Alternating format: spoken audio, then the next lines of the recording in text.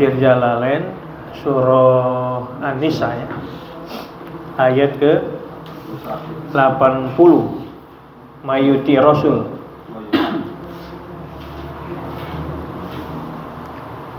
Surah An-Nisa ayat 80.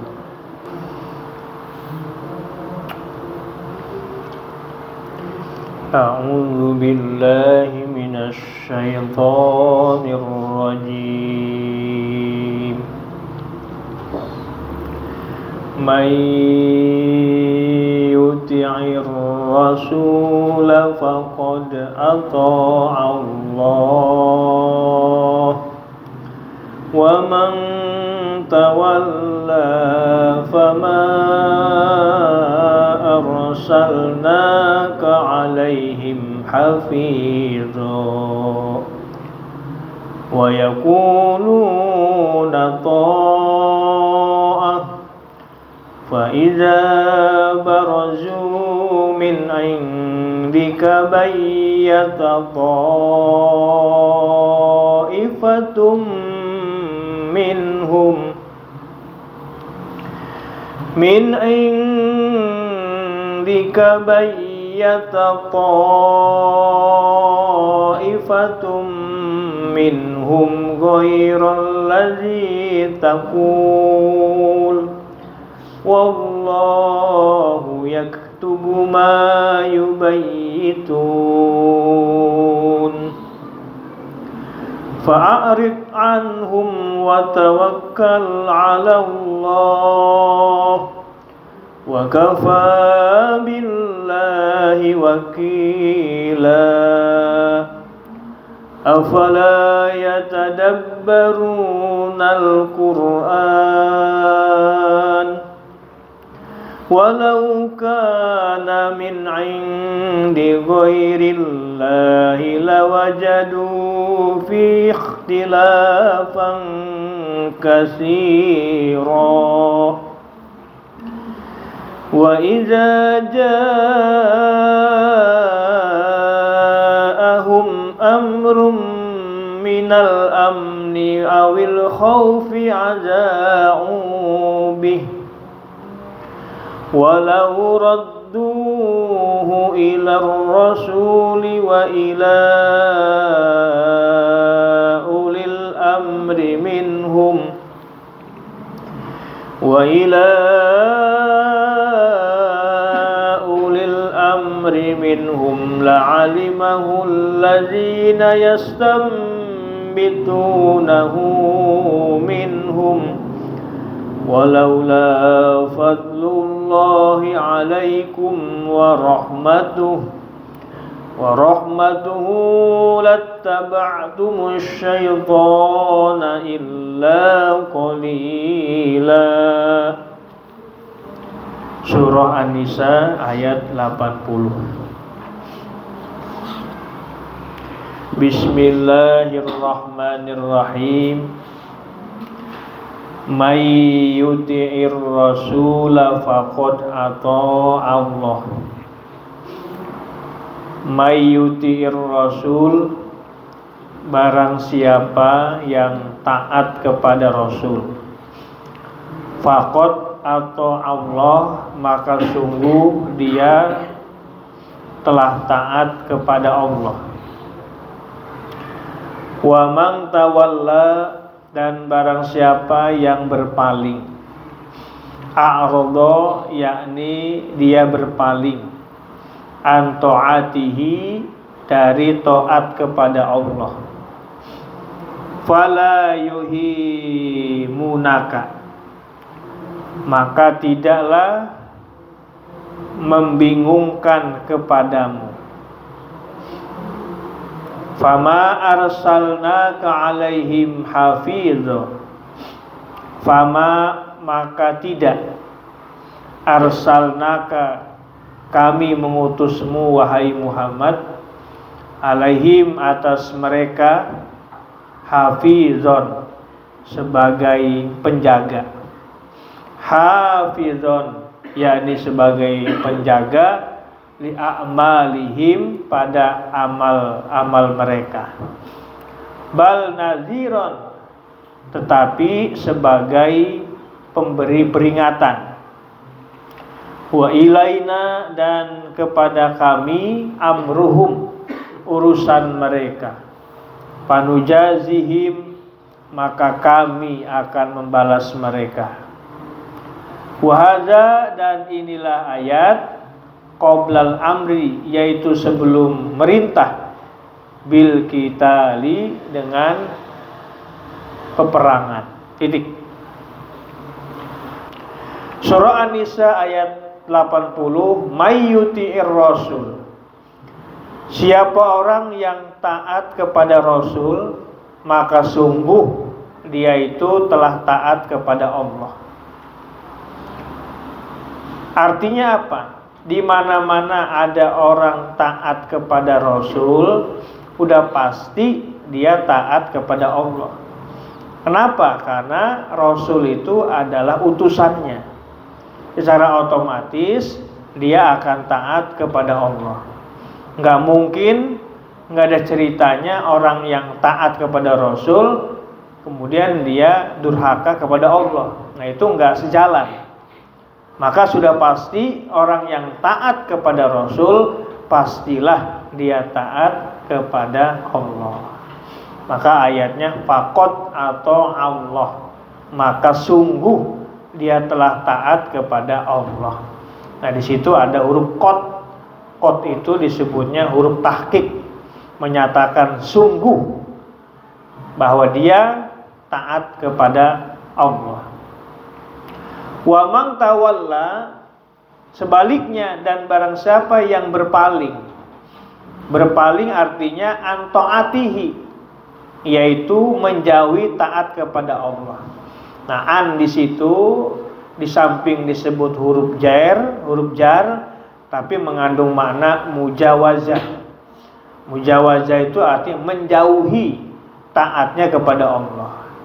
Maka engkau wahai Muhammad, fala yuhimunaka, jangan buat bingung kalau ada orang yang berpaling, orang yang menjauh taat kepada Allah. Gak usah bingung. Kenapa? Fama arsalnaka alaihim hafizah, karena tidaklah kami mengutusmu wahai Muhammad alaihim kepada mereka hafizon, sebagai penjaga.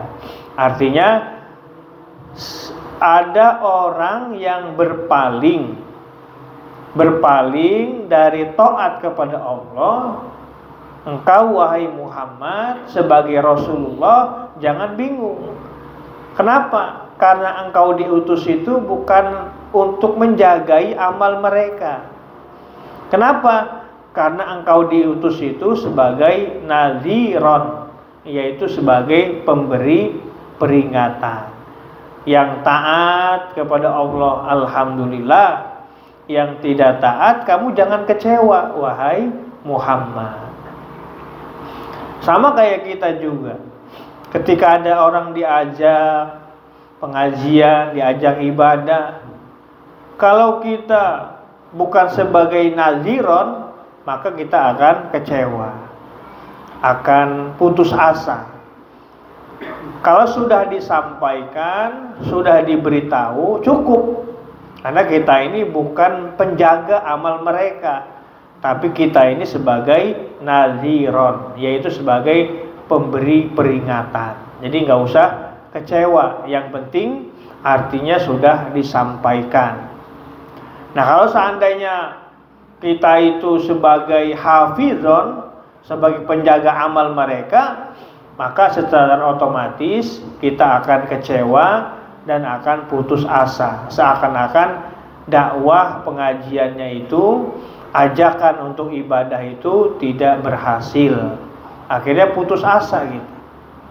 Padahal sebenarnya diutusnya Rasulullah itu sebagai nadhiron, sebagai pemberi peringatan. Intinya kalau sudah disampaikan cukup, nggak usah sebagai ngejaga amal. Wa ilaina amruhum, dan kepada kami amruhum, urusan mereka. Jadi urusan-urusan mereka Yang apabila mereka berpaling, itu udah bukan urusan kita lagi. Itu serahkan kepada Allah Subhanahu wa taala. Allah lah yang akan mengurusnya. Apa artinya? Panujazihim, maka Allah lah yang akan memberi balasan kepada mereka. Artinya ketika dia taat kepada Rasul, maka dia sungguh taat kepada Allah, dan Allah akan ngasih balasan dengan kebaikan.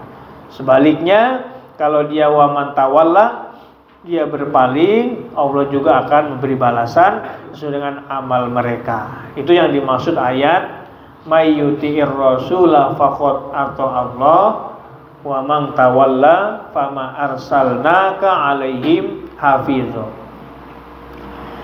Wa yaquluna, dan mereka berkata. Siapa yang berkata? Ail munafiquna, yakni orang-orang munafik.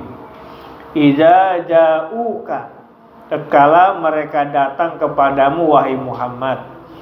Amruna ta'atun.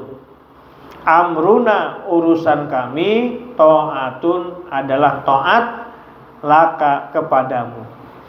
Fa iza barazu, maka tatkala mereka keluar, orang-orang munafik, kharaju, yakni mereka keluar, min indika, dari sisimu, bayyata, maka menyimpanlah ta'ifatun, sekelompok, minhum, dari mereka, biidgomita, dengan mengidgomkan huruf ta, fi ta'ifati, di dalam lafaz ta'ifah, wa tarkihi, dan meninggalkan idgomta, ayat marot, yakni menyimpan segolongan mereka.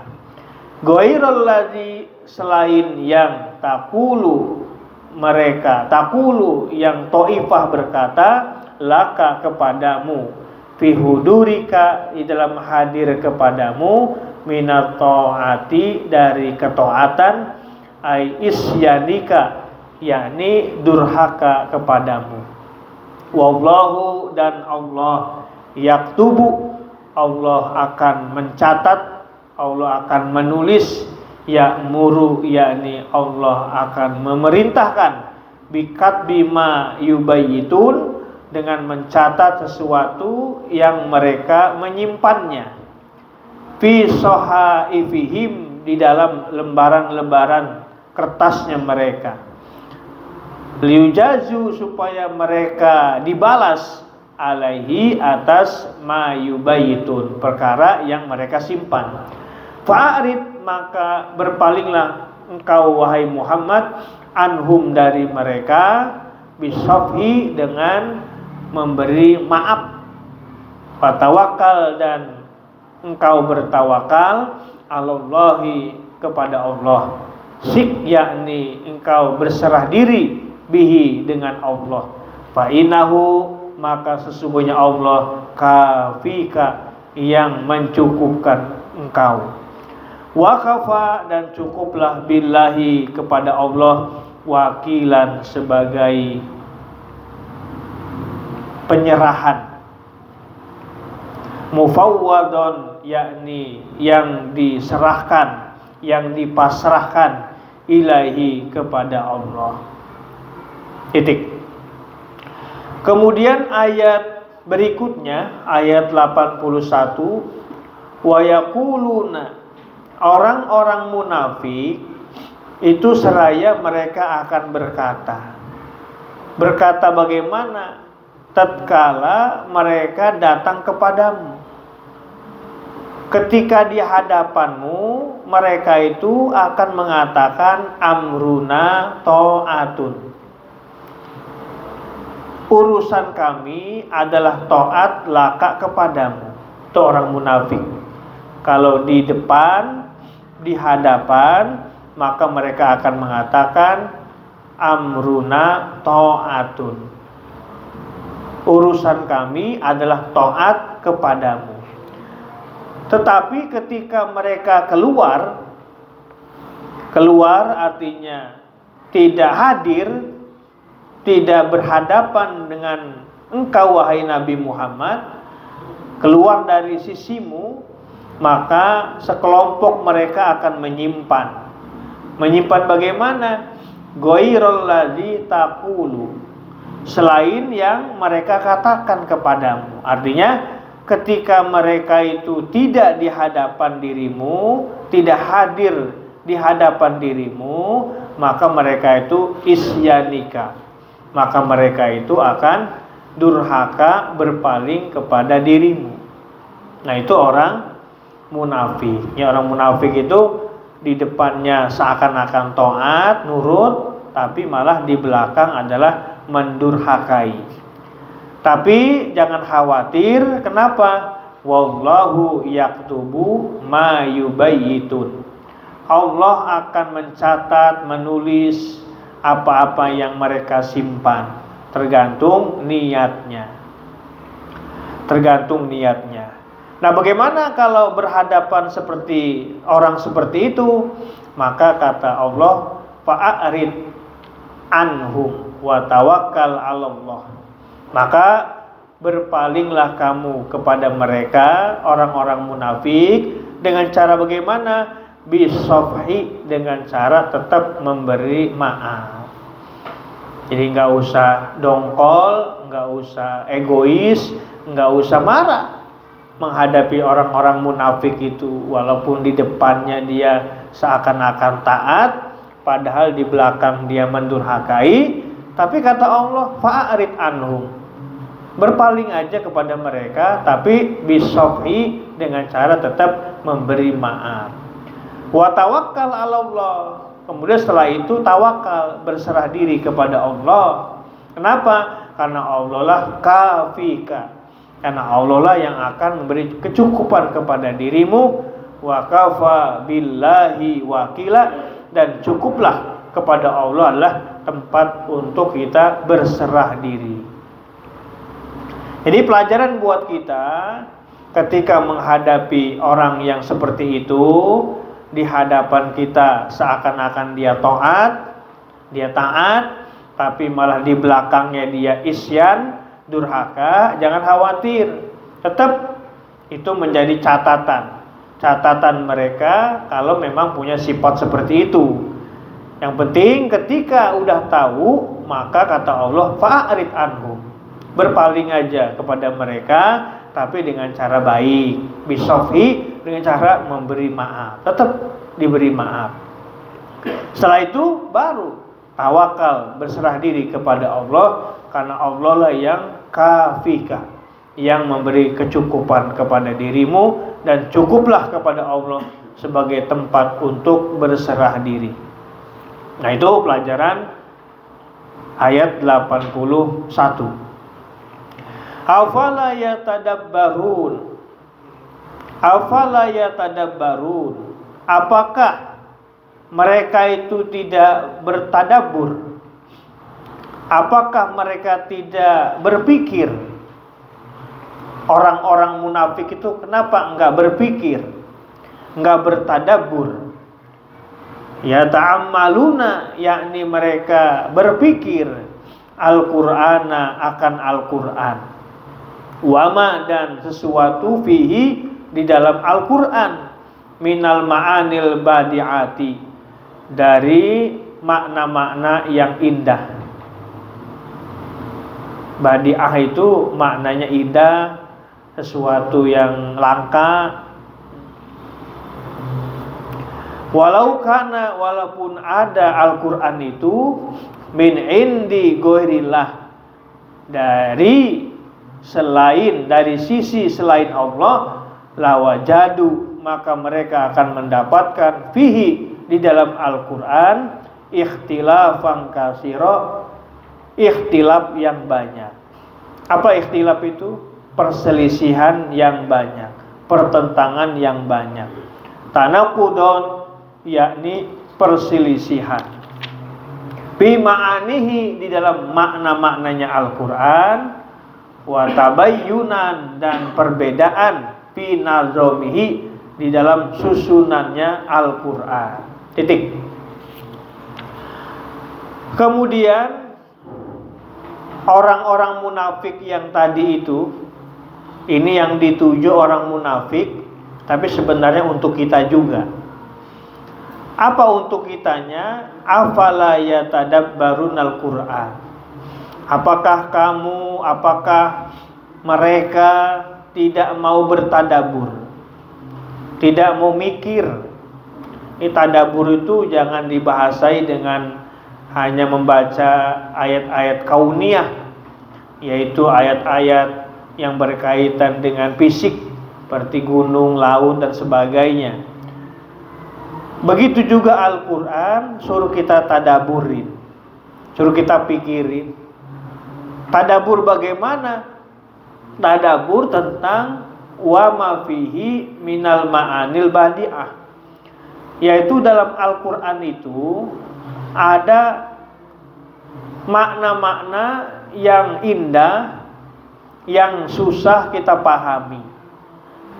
Nah, itu harus kita tadaburkan, harus kita pikirkan.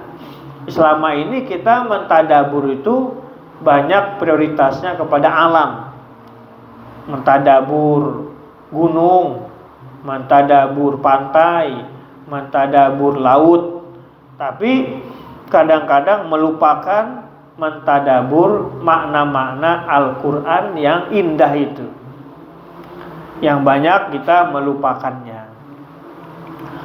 Seandainya Al-Quran itu bukan datangnya dari Allah, selain Allah, maka mereka orang-orang munafik maka akan menemukan dalam Al-Quran itu ikhtilafan katsira, ikhtilaf, perbedaan, perselisihan yang banyak.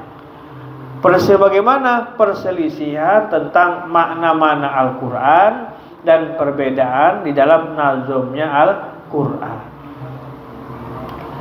Orang-orang yang ahli bahasa disebut dengan ahli sastra itu mengagumi gaya bahasanya Al-Quran. Orang-orang yang paham dengan sastra Al-Quran. Tapi bagi mereka yang tidak paham dengan sastra Al-Quran, maka mereka tidak menganggap Al-Quran ini sesuatu yang indah. Ini membuktikan bahwa kenapa makna-makna Al-Quran penuh keindahan, nazom-nazomnya tersusun dengan rapi, makna-maknanya yang indah itu. Ini menunjukkan bahwa Al-Quran ini datangnya dari Allah. Seandainya kalau ini datangnya bukan dari Allah, maka akan diketemui ikhtilafan katsira, yaitu perbedaan yang sangat banyak. Kalau seandainya Al-Quran ini bukan datangnya dari Al-Quran. Untuk kita orang awam yang memang gak paham dengan sastra Al-Quran, secara tertulis dalam Al-Quran, ketika ayat Quran ketemu dengan akhiran nun, maka dia nanti ketemunya akan nun semua. Ketika dia nanti ketemu akhiran a atau ro, maka ketemu dengan ro semua susunannya. Misalnya kita mau ketemu dengan akhirat nun, misalnya dari mulai surah Al-Baqarah, misalnya alladzina yu'minuna bil ghaibi wa yuqimuna sholata wa mimma razaqnahum yunfikun. Nah, ujungnya nun, nanti ketemunya nun terus semuanya. Nah, ini menunjukkan bahwa itu gaya sastra Al-Quran. Nanti ketemu dengan akhiran ro, maka ketemunya ro semua. Nanti gofuro, naziro, ketemunya ro semua. Nanti ada ketemunya dengan apa? Dengan huruf H, maka dia akhirnya dengan huruf H semua.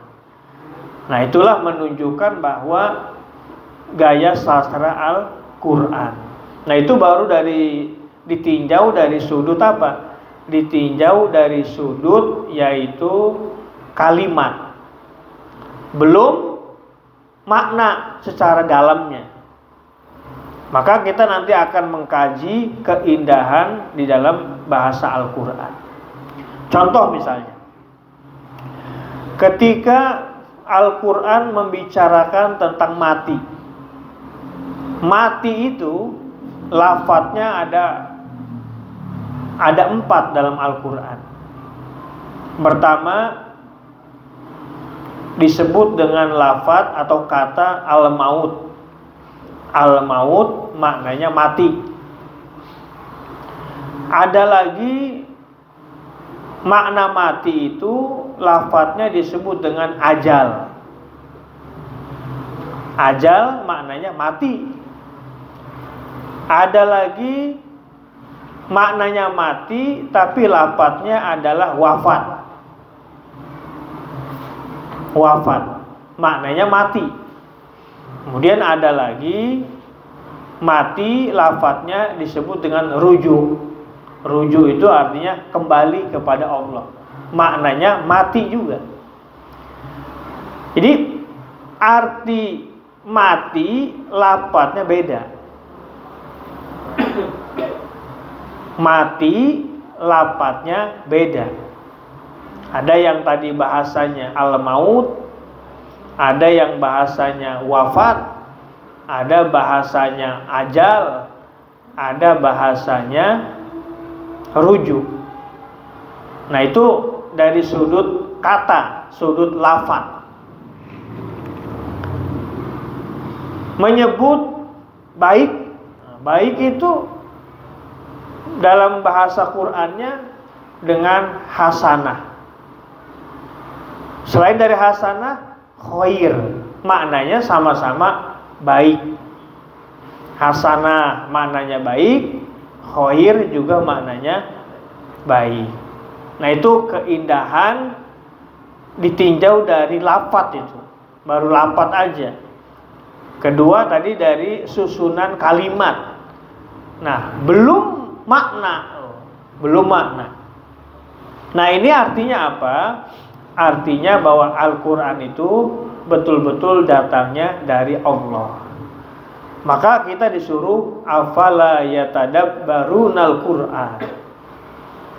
Maka kita disuruh untuk mentadabur, memikir Al-Quran. Belum lagi Al-Quran ini tergantung siapa yang mengkajinya. Mohon maaf, kalau yang mengkajinya tingkat SD, tingkat ibtidaiyah, maka pengetahuan Quran sesuai dengan tingkat ibtidaiyah. Kalau dia Al-Quran ini dipahami dengan orang yang tingkatnya sanawiyah atau SMP, maka pengetahuan sesuai dengan SMP. Kalau orang itu tingkatnya tingkat SMA atau aliyah, maka Al-Quran juga pengetahuan mengikuti alur tingkatan SMA atau aliyah. Sampai sekiranya dia profesor sekalipun, maka Al-Quran akan mengimbangi gaya pengetahuan sesuai dengan profesor itu. Nah itu hebatnya Al-Quran itu tergantung orangnya. Kalau dia tingkatnya SD, ya mungkin SD aja, maka akhirnya ruang lingkupnya hanya tahlilan, baca kulhu. Itu aja nih kupet, ngeriung babnya. Sesuai dengan pengetahuan dia, tingkatan dianya. Tapi kalau dia udah tingkatannya mungkin udah profesor, udah lain lagi kajiannya. Kajiannya udah mungkin nanti menjalur kepada alam semesta, di mana astronomi, di mana perbintangan, di mana bumi, nanti akan lahir ilmu geologi, kemudian fisika dan sebagainya. Nah itu dari mana itu? Dari makna-makna yang terkandung di dalam Al-Quran. Jadi Al-Quran ini tergantung orang yang mengkajinya, pengetahuan. Jadi maka kita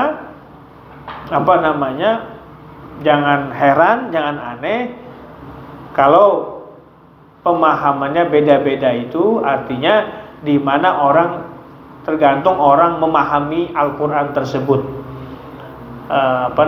mentadabur Al-Quran itu.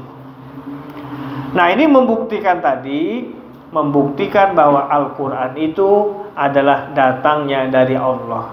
Kalau seandainya datangnya dari manusia, maka secara otomatis akan mengandung yang namanya ikhtilafan katsira, yaitu perbedaan ikhtilaf yang banyak, baik dalam bentuk maknanya ataupun dalam bentuk nazomnya, susunan gaya bahasa Al-Qur'annya, kalau itu datangnya dari manusia.